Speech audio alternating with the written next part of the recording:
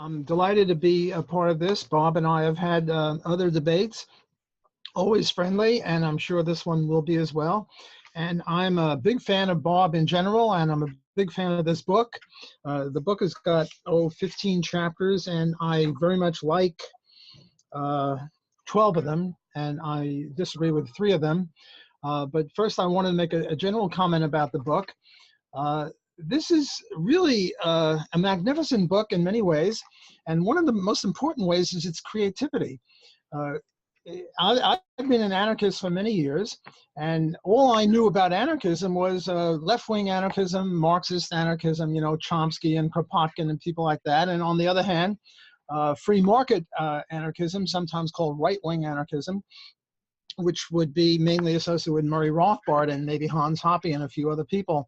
And Bob has really come up with a third alternative. It's really different than these two in important ways. So even if it's all wrong, which I don't think it is, it still deserves a lot of credit for coming up with something totally new. It's as if, I don't know, psychology was just rat running and somebody came up with, I don't know, personal helping people therapy, or social psychology as a third one. Psychology's got 3 different divisions, and now thanks to Bob, so does anarchism. So I applaud him on that ground. Now, what I'd like to do is go over each of the chapters, especially the first 12, where I agree with Bob, and just make a few comments about that, and then talk about where I disagree. First, the introduction. He says on page 15, this book will come as a shock to most. Well, yes. Well, maybe not to most. Most people won't even read it because, you know, the book has got a limited interest, mainly libertarians and free market people. But it certainly came as a shock to me, and I think I speak for most libertarians when I say this will be a shock. Chapter 1, the necessity of government is a myth. And this is a magnificent Bob Wenzel chapter. It shows that government is, well, government is not a myth. Government is all too much with us, but the necessity of it is a myth. And he's quite right. We don't need a government. We don't need any group of people ordering other people around without any rhyme or reason. So this is a very important chapter, a very good opening for the book. Now we go to chapter 2, types of anarchists, and this is an important chapter too. And I think a criticism of Bob is he doesn't give himself enough credit here, because he really is creating a new type of anarchism. And if I were his editor, I would have made him take more credit for this. But otherwise, it's a very excellent chapter. It shows that there are many types of anarchism, and he goes into quite a few of them. He includes Murray Rothbard, and he does now mention the private property society, but I don't think he gives himself enough credit on that. Chapter 3, Why Society, is also an excellent chapter, where he talks about why do we have society in the first place. And if I were to summarize this, I would say, well, specialization and division of labor. We need each other. If no man is an island, and if we were all on our own, I don't know, maybe 1% of our 7 billion people on the planet would survive.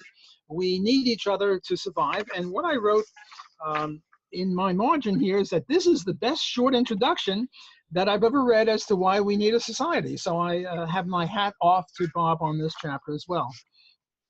Chapter 4 is the problem with natural rights, and Bob's critique of this is very good.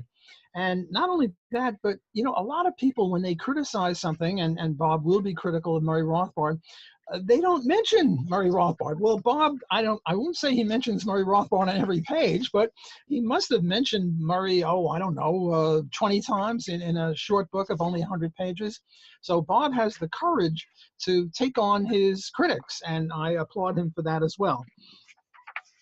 What else is going on? The problem with utilitarianism. Again, in my notes, I said, this is the best short critique of utilitarianism I've ever read. It's only 3 pages, pages 41 to 43.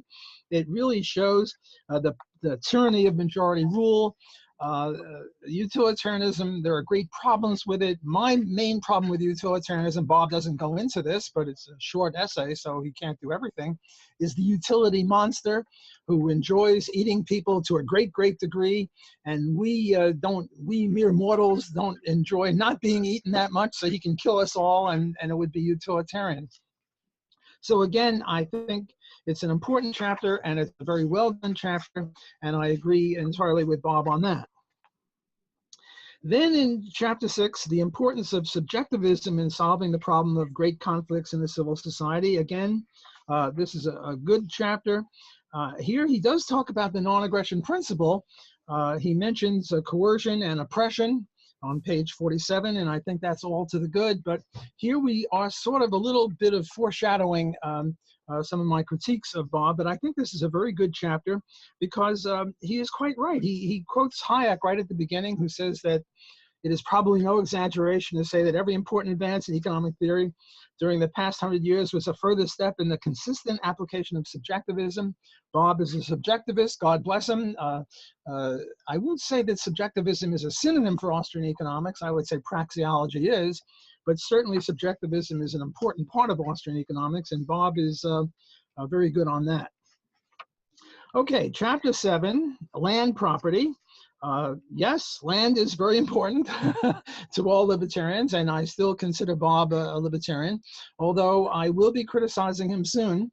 And I adopt Murray Rothbard's view here. Murray used to say, every dog gets one bite. Not that I'm calling Bob a dog, God forbid, but you know, just because we disagree on one thing, and we will disagree, doesn't mean that I don't consider him not only a libertarian, but one of the leaders of our movement. So, but I think that land is important and property rights are important. The way I see libertarianism, it's really predicated on two basic premises. One is the non-aggression principle, and the other is private property rights. And Bob is certainly emphasizing the latter, if not the former.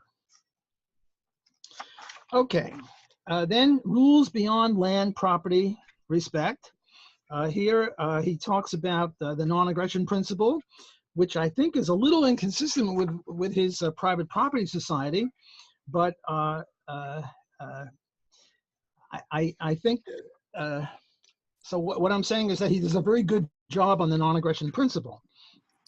He calls it a libertarian non-aggression principle society, which I see as a problem, rather a libertarian PPS, private property society, and I think that there's a bifurcation between the two of them.